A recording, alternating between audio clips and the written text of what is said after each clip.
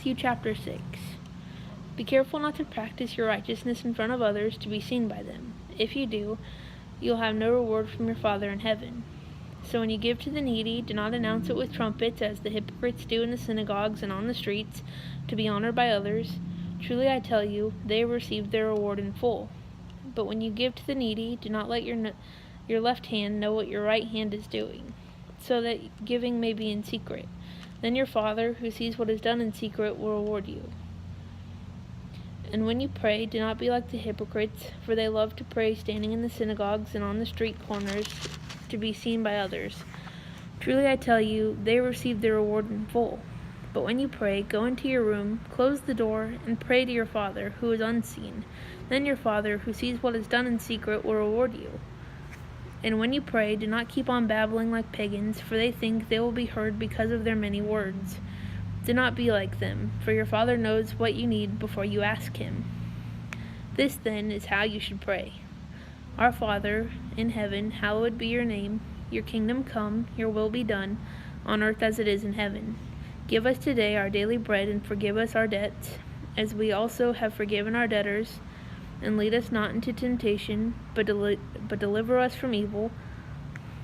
For if you forgive other people when they sin against you, your heavenly Father will also forgive you. But if you do not forgive others their sins, your Father will not forgive you yours.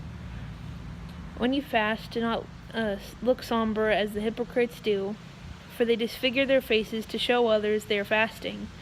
Truly I tell you, they have received their reward in full. But when you fast, put oil on your head and wash your face, so that it will not be obvious to others that you are fasting, but only to your Father, who is unseen, and your Father, who sees what is done in secret, will reward you. Do not store up for yourselves treasure on earth, where moths and vermin destroy, and where thieves break in and steal, but store up for yourselves treasures in heaven, where moths and vermin do not destroy, and where thieves do not break in and steal.